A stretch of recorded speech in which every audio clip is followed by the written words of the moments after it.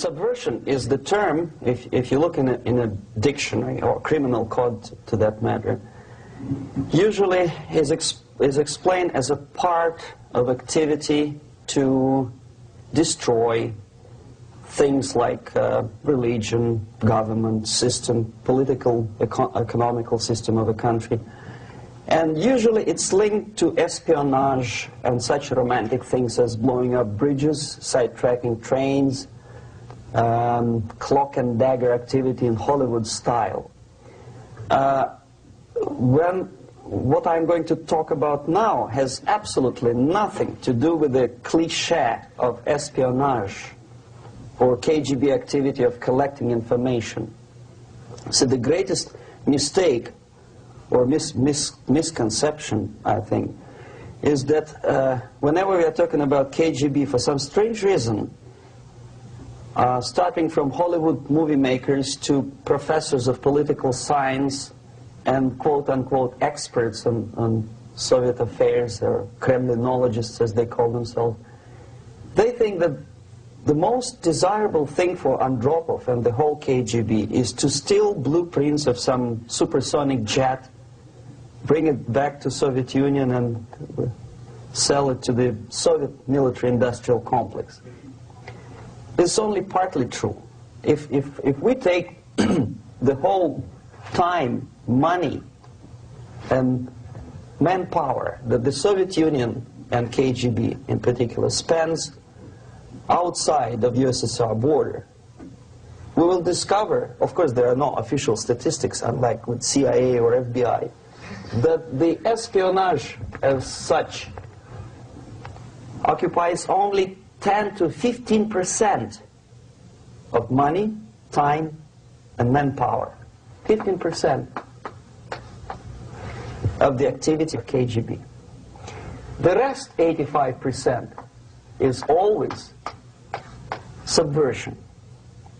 And unlike a dictionary of English, Oxford Dictionary, subversion in Soviet terminology means always a destructive, aggressive activity aimed to destroy the country, nation, or geographical area of your enemy.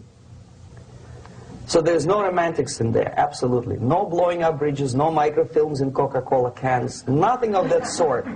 No James Bond nonsense. It's most of this activity is overt, legitimate, and easily observable if you give yourself time and trouble to observe it. But according to the law and law enforcement systems of the Western civilization, it's not a crime. Exactly because of misconception, manipulation of terms. We think that subverter is a person who is going to blow up our beautiful bridges. No. Subverter is a student who comes for exchange, a diplomat, an actor, an artist, a journalist like myself was 10 years ago. Now, subversion is an activity which is a two-way traffic. You cannot subvert an enemy which doesn't want to be subverted. If you know history of Japan, for example, before 20th century, Japan was a closed society. The moment a foreign boat comes to the shores of Japan, the Imperial Japanese Army politely tells them to get lost. And if American salesman comes to the shore of Japan, let's say 60 or 70 years from now back, and says, oh, I have a very beautiful vacuum cleaner for you, with the good financing, he says, please leave us, we don't need your vacuum cleaner. If they don't leave, they shoot them to preserve their culture, ideology, traditions, values intact. You were not able to subvert Japan.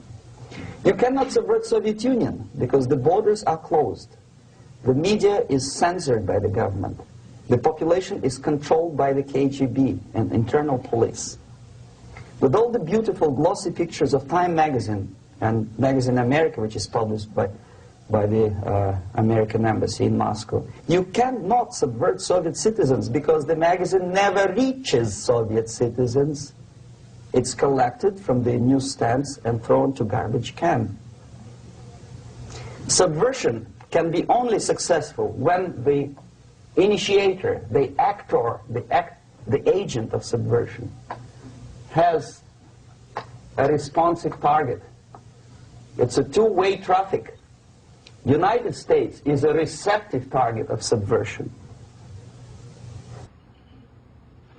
There is no response similar to that one from United States to the Soviet Union. It stops halfway somewhere. It never reaches here. The theory of subversion goes all the way back 2,500 years ago. The first human being who formulated the tactics of subversion was a Chinese philosopher by the name of Sun Tzu.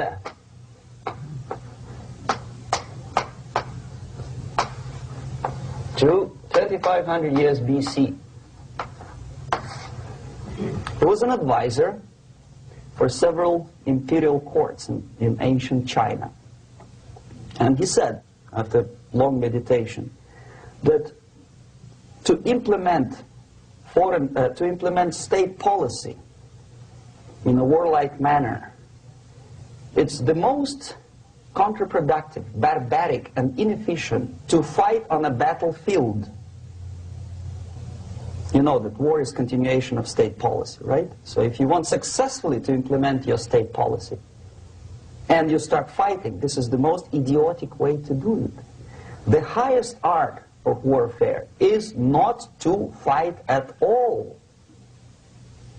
but to subvert anything of value in the country of your enemy, until such time that the perception of reality of your enemy is screwed up to such an extent that he does not perceive you as an enemy, and that your system, your civilization, and your ambitions look to your enemy as an alternative, if not desirable, then at least feasible.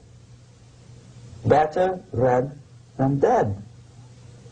That's the ultimate purpose, the final stage of subversion, after which you can simply take your enemy without a single shot being fired, if the subversion is successful. This is basically what subversion is. As you see, not a single mentioning of blowing up bridges. Of course, Sun Tzu didn't know about blowing up bridges. Maybe there were not that many bridges at that time. But the basics of subversion is being taught to every student of KGB school in USSR and to officers of military academies. I'm not sure if the same author is included in the list of reading for American officers, to say nothing about ordinary students of political science. I had difficulty to find the translation of Sun Tzu in a library of a university in Toronto and later on here in Los Angeles. But it's a book which is not available. It is forced to every student in USSR. Every student who is taught to be dealing further in his future career with foreigners. What subversion is? Basically, it consists of 4 periods, time-wise. If we start from here and go this way, time, right? This is the beginning point. The first stage of subversion is the process which is called, basically, demoralization. It says for itself what it is.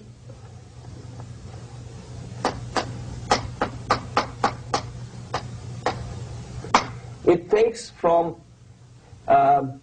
say, 15 to 20 years to demoralize a society. Why 15 or 20 years? This is the time sufficient to educate one generation of students or children. One generation. One lifetime span of a person, a human being, which is dedicated to study, to shaping up the outlook, ideology, personality. No more, no less. Usually it takes from 15 to 20 years. What it includes? It includes influencing, or by various methods, infiltration, propaganda methods, direct contacts, doesn't really matter. I will describe them later. Of various areas where public opinion is formulated or shaped. Religion, educational system, social life, administration, law enforcement system, military, of course, and labor and employer relations, economy. Okay? 5 areas. I will not write them down because we will not have enough space. Sometimes when I describe all the methods, students ask me question, are you sure this is the result of the Soviet influence? Not necessarily. You see, the tactic of subversion, about which I'm talking, is similar to the martial art, the Japanese martial art. If some of you are familiar with that tactic, probably you will remember that if an enemy is bigger and heavier than yourself, it would be very painful to resist his direct strike. If a heavier person wants to strike me in the face, it would be very naive and counterproductive to stop his blow. The Chinese and Japanese judo art tells us what to do. First to avoid the strike, then to grab the fist and continue his movement in the direction where it was before, right? Until the enemy crashes in the wall. You see? So, what happens here? The target country obviously does something wrong. If it's a free democratic society, there are many different movements within the society. There are obviously, in every society, there are people who are against the society. They may be simple criminals, ideologically in disagreement with the state policy, conscientious enemies, simply psychotic personalities who are against anything, right? And finally, there are a small group of agents of a foreign nation, bought, subverted, recruited, right? The moment all these movements will be directed in one direction, right? This is the time to catch that movement and to continue it until the movement forces the whole society into collapse, into crisis, right? So that's exactly the martial art tactic. We don't stop an enemy. We let him go. We help him to go in the direction we want them to go. Okay? So, on the stage of demoralization, obviously there are tendencies in each society, in each country, which are going to opposite direction from the basic moral values and principles. To take advantage of these movements, to capitalize on them, is the main purpose of the originator of subversion.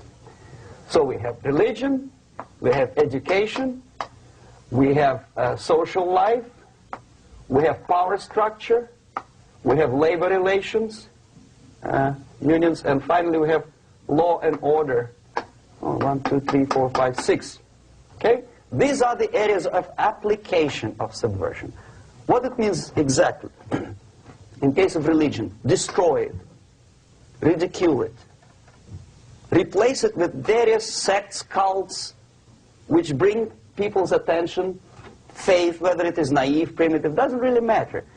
As long as the basically accepted religious dogma is being slowly eroded and taken away from the supreme purpose of religion, to keep people in touch with the supreme being, that serves the purpose. Therefore, replace it, accepted, respected religious organizations with fake organizations. Distract people's attention from the real faith and attract them to various different faiths. Education. Distract them from learning something which is constructive, pragmatic, efficient. Instead of mathematics, physics, foreign languages, chemistry, teach them history of urban warfare, natural food, home economy, your sexuality, anything, as long as it takes you away, okay, Social life. Replace traditionally established institutions and organizations with fake organizations. Take away the initiative from people. Take away the responsibility from naturally established links between individuals, group of individuals, and society at large, and replace them with artificially, bureaucratically controlled bodies. Instead of social life and friendship between neighbors, establish social workers institutions. People who are on payroll of whom? Society? No. Bureaucracy. The main concern of social workers is not your family, not you, not social relations between groups of people. The main concern is to get the paycheck from the government. What will be the result of their social work doesn't really matter. They can develop all kind of concepts to show to the government and to the people that they're useful. Okay, away from the natural links, power structure.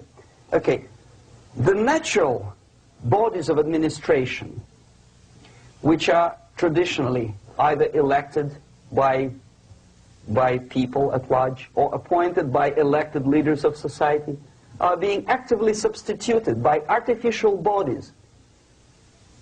The bodies of people, groups of people, whom nobody elected. Never. As a matter of fact, most of the people don't like them at all, and yet they exist. One of such group is media. Who elected them? How come they have so much power? Almost monopolistic power on your mind. They can rape your mind. But who elected them? How come they have a nerve to decide what is good and what is bad for the elected by you, president, and his administration? Who the hell are they? Spiro Agnew, who was hated by the liberal left, called them a bunch of enfeebled snobs. And that's exactly what they are. They think they know. They don't. The level of mediocrity. In a big establishment like New York Times, Los Angeles Times, major television network, you don't have to be excellent journalist. You have to be exactly a mediocre journalist. That's easier to survive. There's no competition anymore. You have your good, nice income, $100,000 a year. That's it. Whether you're better or worse doesn't really matter anymore. As soon as you're smiling to the camera and do your job. That's it. No more competition. Power structure slowly is eroded by the bodies and groups of people who do not have neither qualification nor the will of people to keep them in power, and yet they do have power. Okay. Together with that, there is another process. Law enforcement, law and order organization and structure is being eroded. For the last 20, 25 years, if you see old movies and new movies, you can see that in new movies, a policeman, an officer of the United States Army looks dumb, angry, psychotic, paranoid. A criminal looks nice, kind of, well, he smokes hash and shoots the whatever drug, but basically he's a nice human being. He's creative. And he's unproductive only because society oppresses him. Whereby a general of Pentagon is always, by definition, a war maniac. A policeman is a pig, rude policeman. He abuses his power. You know? A generalization like that. The hatred, the mistrust to the people who are supposed to protect you and enforce law and order. Moral relativity. The Angelo Buono process lasted 2 years in Los Angeles. Relativity. The Angelo Buono process lasted 2 years in Los Angeles. And yet there are still some lawyers who say, look, he's a nice character, as a matter of fact. There was some witness who said, also a criminal, who said, well, he's a nice guy. I asked him one day to burn a house of my enemy, and he wouldn't do it. Nice fella. Erosion. A slow substitution of basic moral principles, whereby a criminal is not a criminal, actually. He's a defendant. Even if his guilt is proven, There is still a doubt to kill or not to kill, to be or not to be. Thou shalt not kill, yes. But this line may not necessarily be applicable to a murderer. Thou shalt not murder. That should be the presumption, not that thou shalt not kill. Okay, labor relations. At this stage, within 15 to 20 years, we destroy the traditionally established links of bargaining between employer and employee. The classical Marxist-Leninist theory of natural exchange of goods. Person A has 5 sacks of grain and person B has 5 pairs of shoes. And the natural exchange without money is when they bargain between each other. And only with the introduction of the third force, C, an entirely third foreign stranger who says, no, don't give him 5 sacks of grain, give it to me, and you give me your 5 pairs of shoes, and I will distribute it accordingly, so that the economy will go. This is the death of natural exchange, death of natural bargaining. Well, trade unions were established 100 years ago. The objective was to improve working conditions and to protect the rights of workers from those employers who were abusing their right because they had more money. Objectively, at that time, initially, the trade union movement did work. What we see now is that the bargaining process is no longer resulting in the compromise, which is leading objectively to betterment of working conditions and increase of salary. What we see is that after each prolonged strike, the workers lose. Even if they have 10% increase of their salaries, they cannot catch up due to inflation and due to missed time. More than that, millions of people suffer from that strike because economy now is interdependent.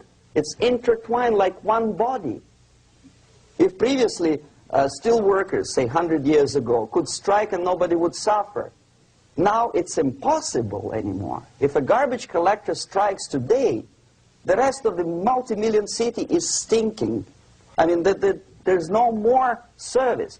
In Quebec, for example, we had the electricians who were on strike in the middle of winter. You can freeze your bottom, and they still were on strike.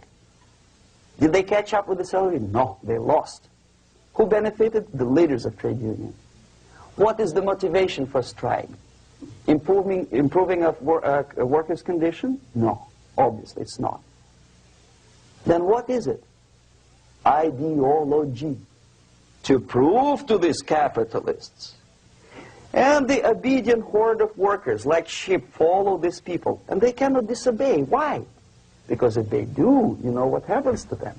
Pickets, murders, shooting truck drivers by picketers. In Montreal, for example, I saw with my own eyes when I was correspondent of CBC International, Canadian Broadcasting Corporation, when the workers of aircraft factory destroyed computers and the equipment in the factory. And the administration employed strike breakers. Their cars were turned upside down and burned. Their houses were burned. Their kids were intimidated. And some victims were there. Of that you can be sure. Why? To improve conditions of workers? No. Ideology.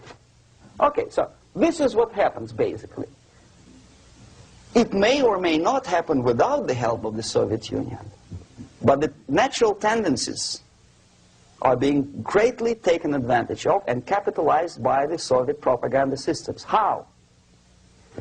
Whenever trade union strikes, we have influx of propaganda, mass media, ideological dissemination. The workers' right, and we repeat it like parrots. Yes, workers' right. Whose rights? Workers? No. The only freedom of worker to sell his labor according to his own desire and will is taken away from him. By whom? By trade union boss. Unlimited power is given. Responsibility. I want to sell my labor not for $2.50 an hour, but for $2. I don't have right.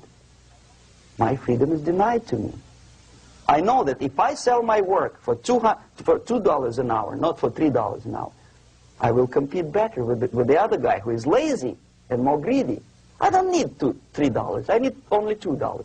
No, I was made to believe by media, by business, by advertising agencies that I need more and more and more. Have you ever heard any advertising on TV to consume less? No. No way. Whether you need a six-cylinder car or not, you have to buy it. And hurry up. When I was driving here, on the local radio station, an excited announcer said, "You hurry up, rush and save, save, save. There is a pantyhose sale." Save by buying more. See? Of course. It would be too naive to expect that KGB makes that advertising agency to do such a crazy commercial. No, of course not. But what we did when I was working for Novosti Press, we would snow plow editorial offices, student organizations, religious groups with literature of class struggle, if not directly Marxism-Leninism propaganda, then a propaganda of legitimate aspirations of working class, betterment of life, equality. Equality, mind you. President Kennedy once said, we will make America to believe that people are born equal. Are people born equal? Is there any mentioning in the Bible or any other holy scripture in any religion, if you don't believe me, go to the library and check it. There is not a single word about equality. Just the opposite. By your deeds, God will judge you. What you do is important. The merit of your personality. You cannot legislate equality. If you want to be equal, you have to be equal. You have to deserve it. And yet we build our society on the principle of equality. We say people are equal. We know it is false. It's a lie. Some people are tall and stupid. Others are short, bold, and clever.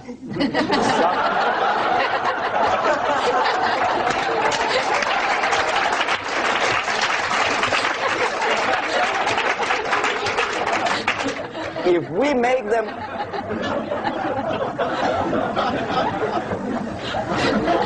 we make them equal by force, if we put the principle of equality in the basis of our socio-political structure, it's the same thing as building a house on sand. Sooner or later it will collapse, and that's exactly what happens. And we, as Soviet propaganda makers, are trying to push you in the direction which you go yourself. Equality, yes, equality. People are equal.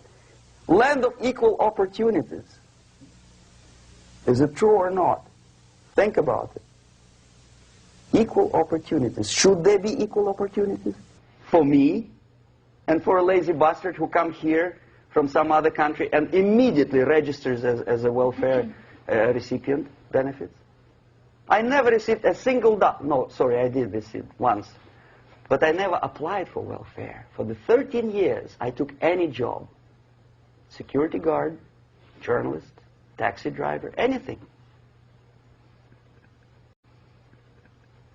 Well, I was restless, but some people don't like it. They immediately. So why should we have equal opportunities? Why? The equal opportunity to excel. Equal opportunity in equal circumstances, yes, but we know people are different. To excel, yes, provided we reach the same level of excellency, perfection, which is hypothetical, distant future. Yes, maybe. But we know perfectly well that even with the best intentions, people could not be equal. Why should we have equality in the, say, legal system?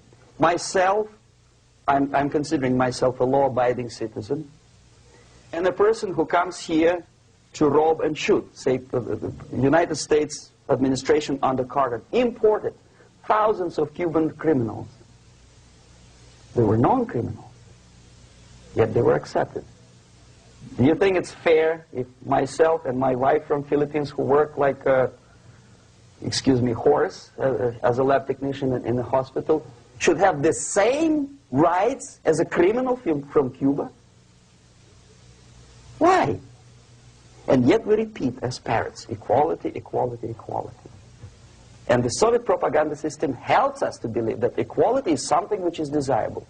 Democracy, as it was established by fathers of this country, of this system in the last century, is not equality. It's the system where different people, unequal people, have a chance to survive and help each other in constant competition, in constant perfection, not in equality, which is superimposed from a godfather or a nice person in Washington, D.C. And the absolute equality exists in Soviet Union, quote-unquote equality. Everybody is equal in dirt, except some people are more equal than the others in Politburo.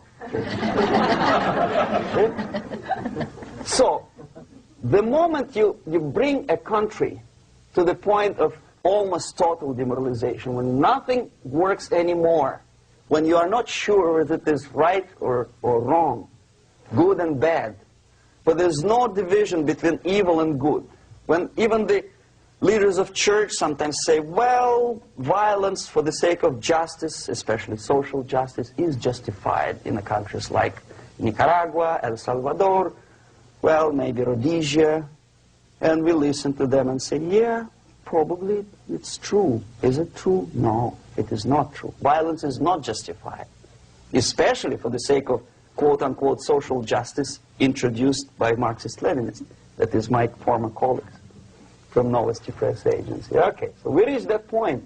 The next step is destabilization.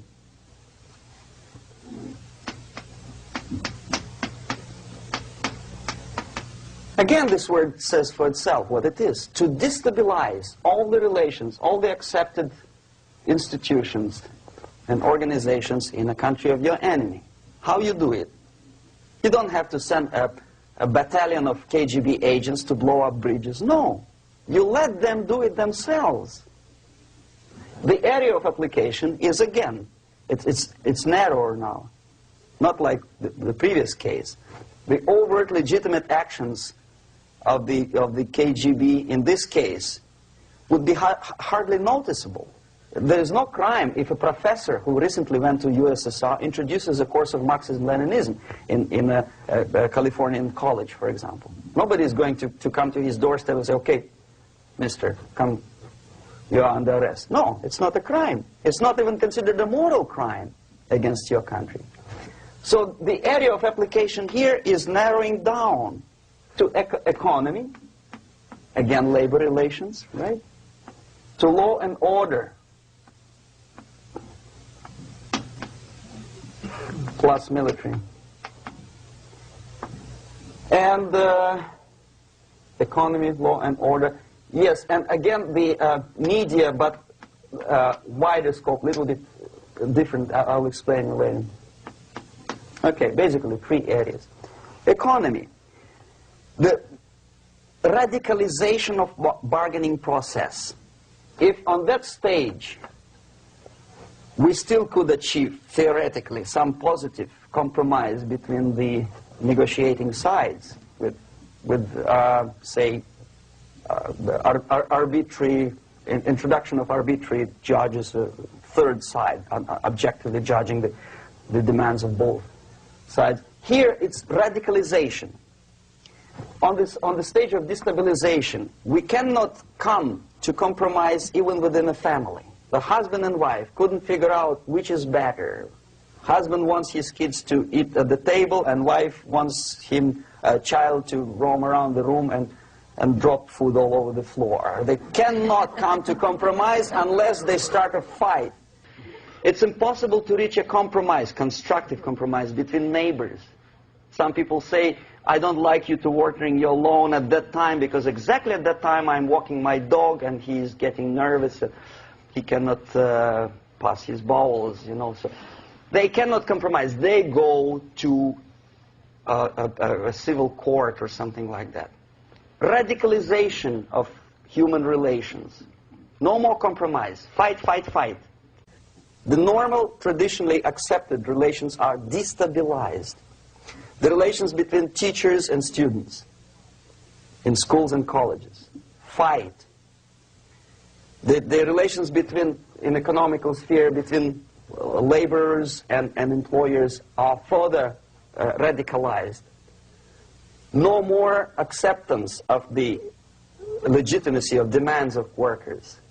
Unlike Japanese, with the theory Z, if you ever heard about it, where the workers are involved in decision-making process, therefore they don't have moral incentive to fight their bosses. In the United States, it's just the opposite. The harder is the fight, the better. The more heroic they look.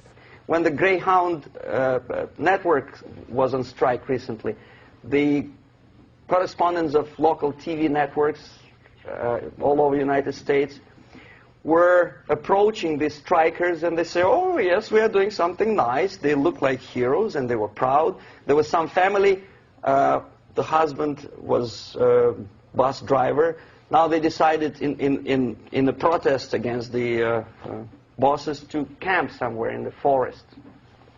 And they were presented to the audience as a heroic, nice people.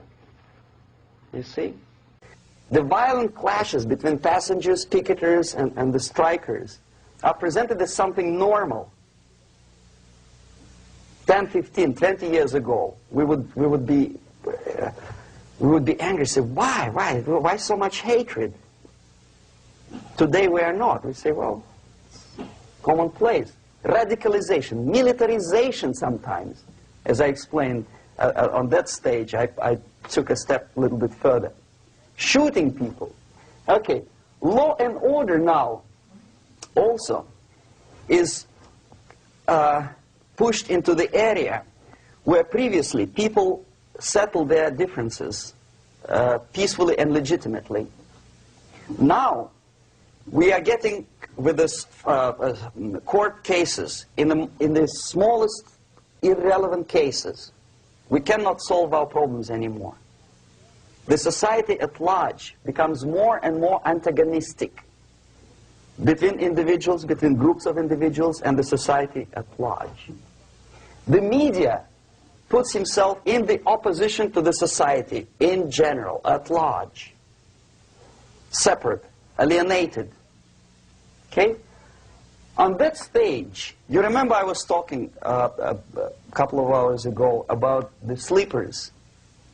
That's when the students from, say, United States, if they are trained in Lumumba University, or developing nations, that's the students I was dealing with, are being sent back from the Soviet Union here.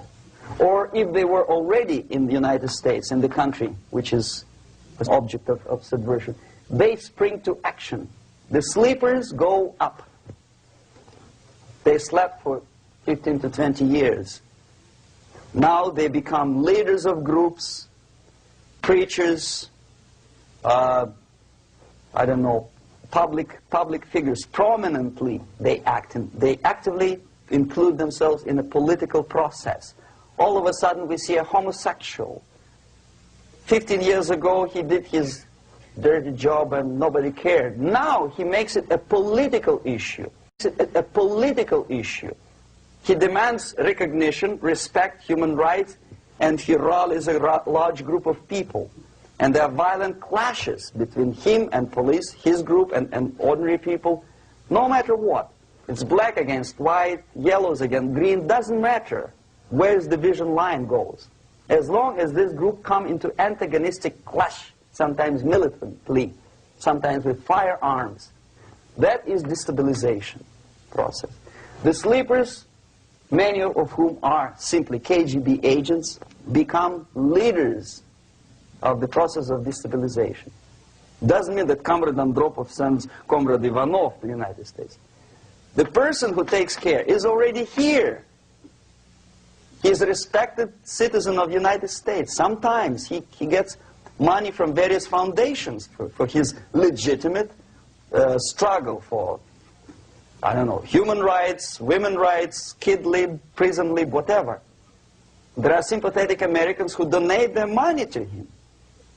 This stabilization process usually leads directly to the process of crisis. In case of developing nations, that's the area where I was active. The process starts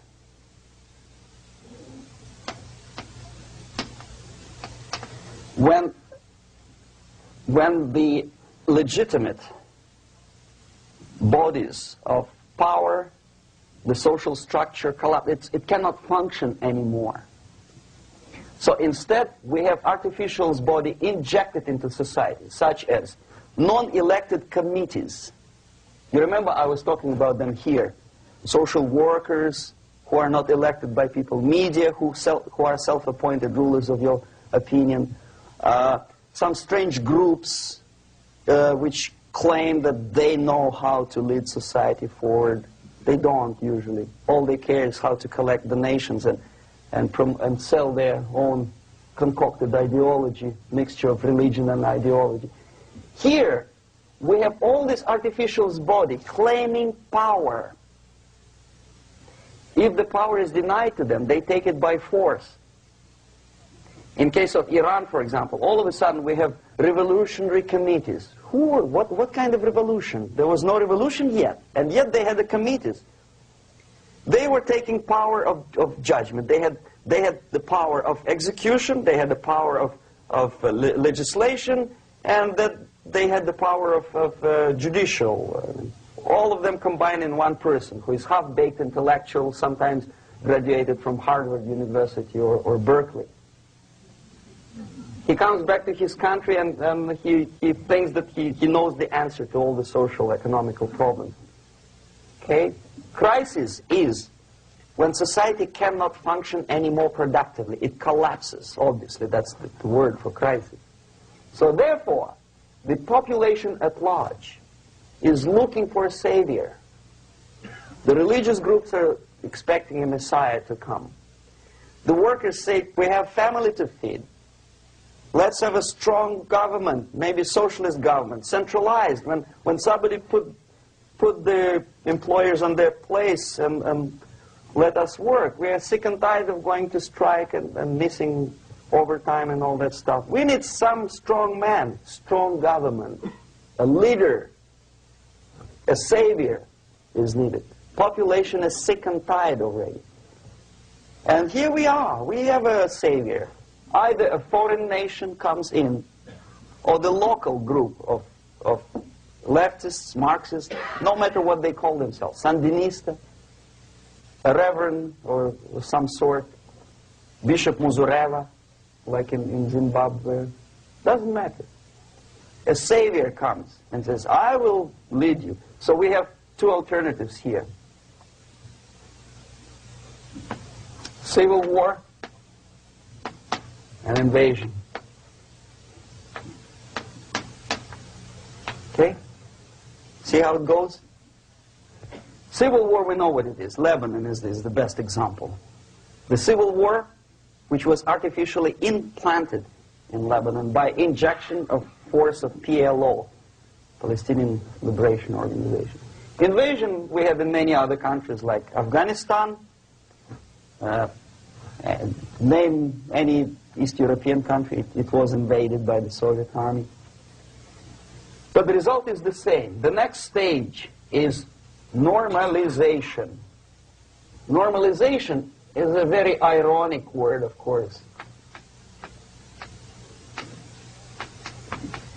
It is borrowed from 1968 situation in Czechoslovakia, when the Soviet propaganda and after them New York Times declared the country is normalized. The tanks moved into Prague, so there's no more Prague Spring, there's no more violence. Normal, normalization. At that stage, the self-appointed rulers of the society don't need any revolution anymore. They don't need any radicalism anymore. So this is the reverse from destabilization. Basically, it is stabilizing the country by force. So all the sleepers and activists and social workers and liberals and homosexuals and professors and Marxists and Leninists are being eliminated physically sometimes. They've done their job already. Okay? They are not needed anymore. The new rulers need stability to exploit the nation, to exploit the country, to take advantages of the victory. Okay? So no more revolutionaries, please. And that's exactly what happens in a number of countries. You remember Bangladesh? This is the crisis in which I was instrumental. First they had Mujibur Rahman. In 1971, he was the leader of People's Party, Awami League, with mustache like Stalin. He was in Russia many times. In 5 years, he was shot by his former colleagues, Marxists. He fulfilled his function. In Afghanistan, it happened 3 times. First there was Taraki, then there was Amin, now there's Babrak Karmal. They killed each other successively, one after another. The moment he fulfills his duty, the first one demoralized country, the second destabilized, the third one brought it to crisis. Goodbye, comrades. Babrak Karmal comes from Moscow and put into the seat of power. Same thing happened in Grenada recently. Maurice Bishop, Marxist, was killed by Austin, what's his name, General something, who was also a Marxist. Right? So no more revolutions, please. Normalization now. From now on, no more strikes, no more homosexuals, no more women lead, no more kid lead, no more lead, period. A good, solid, democratic, proletarian freedom. That's it. Now, to reverse this process takes enormous effort. When today, United States had to invade Grenada to reverse the process of subversion.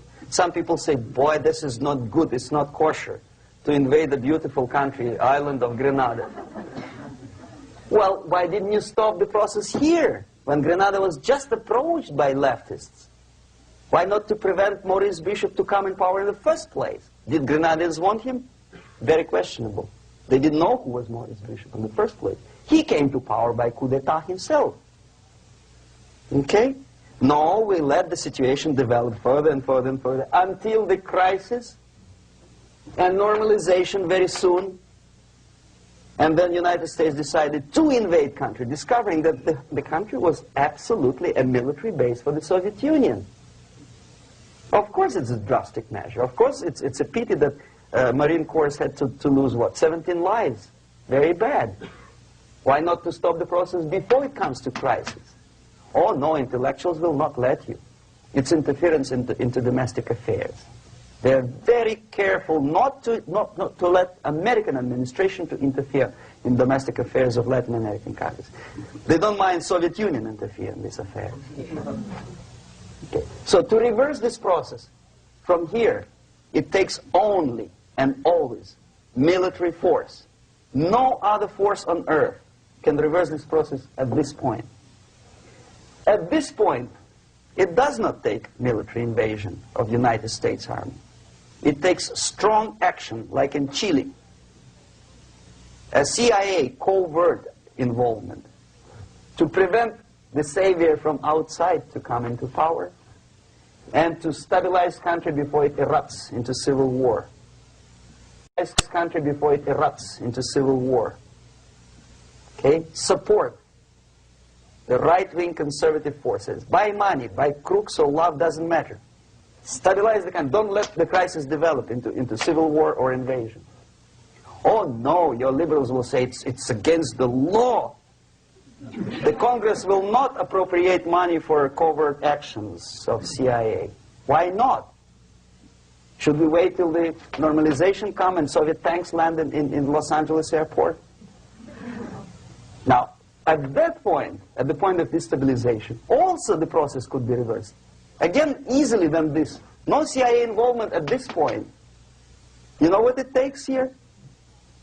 Restriction of some liberties for small groups which are self-declared enemies of the society. As simple as that. Oh no, the media and liberals will tell you this is against the American Constitution. How can we by force, deny the civil rights to criminals, for example. It's not good. Okay? So we allow them to. Okay, if you allow the criminals to have civil rights, go on and bring the country to the crisis. This is a bloodless way to do. Curb the rights. I mean, not to put them in prison. No, I'm not talking about putting all the gays from San Francisco in the concentration camp. Do not allow them to take political force. Do not elect them to the seats of power, whether it is municipality level, state level, or federal level. It has to be beaten in the heads of American voters that a person like that in the seats of power is an enemy. Do not be afraid of this word. It is an enemy. If he is not an enemy here, he will be here. Later on, he will be shot, of course. But at this point, he is an enemy. Okay? You are doing great service by denying him a right to capitalize on his own crazy ideas and become a powerful man, a man who uses the seat of power. Restriction of certain freedoms and permissiveness at that point would prevent sliding into crisis and probably will return the process of destabilization. To curb unlimited power, monopolistic power of trade unions, here, at that point, would save economy from collapsing. To introduce a law to stop private companies of raping public opinion's mind in the direction of consumerism. No company must have a right to force you into buying more unless you want it. There must be a law. You want to advertise your car? Okay. But not a single mentioning of buying it now and saving money. It must be against the law to force people to consume more. Self-restraint. Previously, before this process started, the self-restraint was a business of church, religion. Because our preachers, the fathers of church, would tell us, material values are good, but it's not the prime function of human being. Because you have to live with something. Obviously, the design for our life is not to consume more deodorants. There must be something greater. If such a complicated instrument as human body was created, obviously there must be some higher purpose for that. And it's very easy to avoid destabilization by denying the greedy companies one little freedom, one little liberty, forcing you into turning yourself into processors of unwanted products and goods.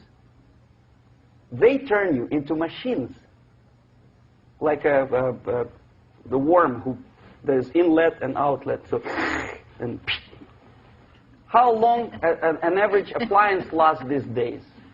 Less than a year. Why? Where's workmanship? Well, we want you to buy more. Okay. Destabilization process could be easily overcome if, as I say, the society, by its own will or after persuasion by the leaders, will come to the idea of self-restraint. It's so hard we want to consume more, but you have to. Unless you will come to this stage, when, as we say in Russia, if Sahara Desert ever becomes a communist state, there will be shortage of sand. So you have to curb your... You have to curb your expectations at this point before it's too late. But no, we don't want to do it. Demoralization process. Again, it's the easiest thing to reverse. First of all, by restricting import of propaganda. The easiest thing to do. Unlimited, unrestrained import of Soviet literature, Soviet journalists. Giving Soviet propaganda and ideological agitators equal time on American TV networks. It has to be stopped. And it's easier. They won't be offended, mind you. As a matter of fact, they will respect America more. But when my former colleague Vladimir Posner appears on Nightline, and Ted Koppel asks him, well, Vladimir, what do you think about this and that? What can he think? He is an instrument of propaganda. He thinks what Comrade Andropov tells him to think. He's just a nice, articulate mouthpiece of the Soviet subversion system. And Ted Koppel makes you believe that my friend Vladimir Posner thinks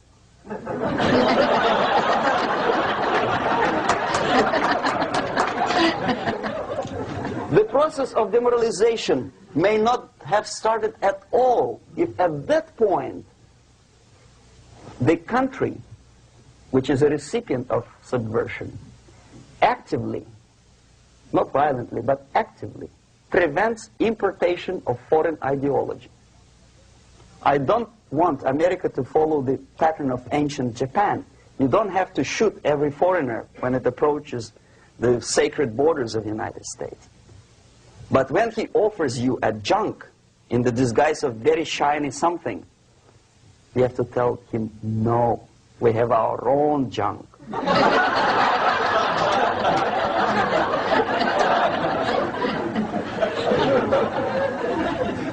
If at that point the society is strong, brave, and conscientious enough to stop importation of ideas which are foreign, then the whole chain of events could be prevented. Recently I've been to Philippines, and I was shocked how in big cities like Manila, children listen to deafening music. A melodious nation with long traditions of good, nice ethnic music, introduced by Spanish long time ago, maybe 2 centuries, 3 centuries ago, I don't remember how long. All of a sudden listen to musical garbage, blasting their radios at full blast, at full volume. Why? In India, I spent many years watching the reactions of Indians walking out of movie theaters after seeing Hollywood production.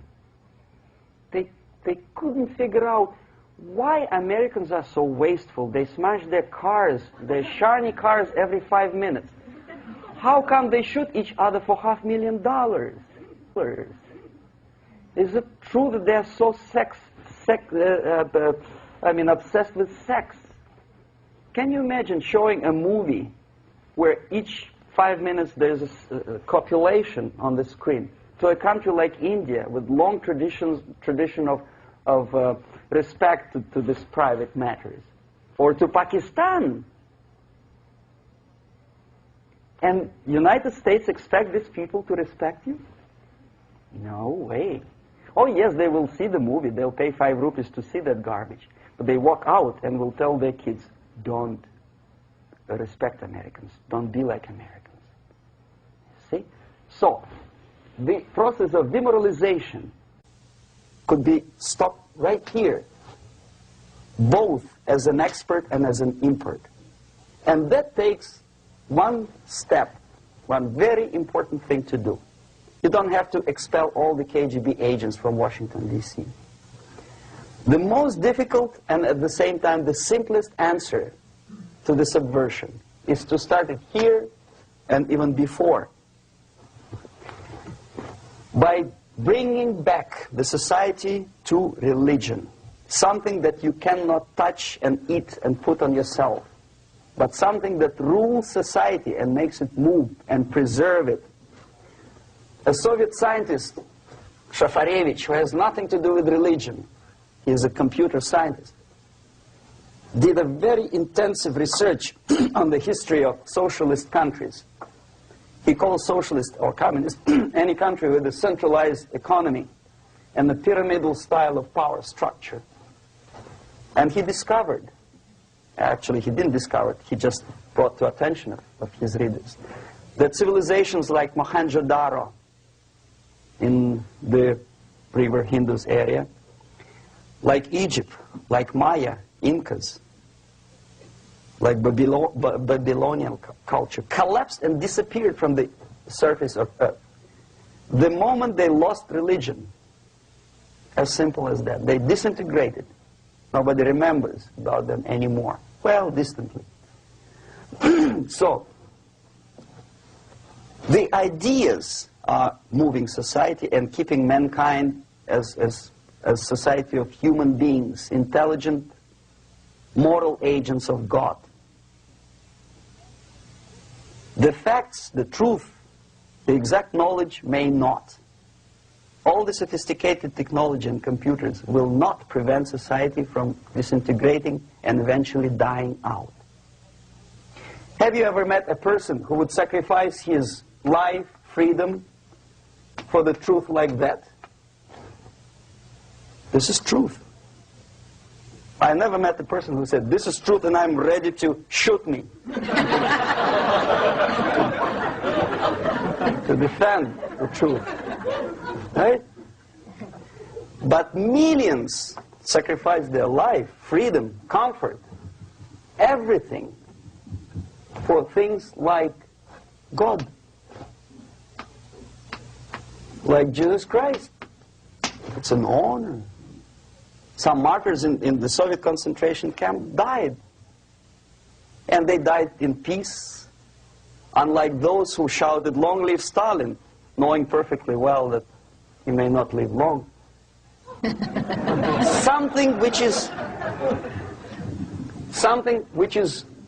not material moves society and helps it to survive. And the other way around. The moment we turn into 2 by 2 is 4 and make it a guiding principle of our life, our existence, we die. Even though this is true, and this we cannot prove. We only can feel and have faith in it. So the answer to ideological subversion, strangely enough, is very simple. You don't have to shoot people, you don't have to aim missiles and Pershings and cruise missiles at Andropov's headquarters. You simply have to have faith and prevent subversion. In other words, not to be a victim of subversion. Don't try to be a person who in judo is trying to smash your enemy and being caught by your hand. Don't strike like that. Strike with the power of your spirit and moral superiority. If you don't have that power, it's high time to develop it. And that's the only answer. That's it. Thank you.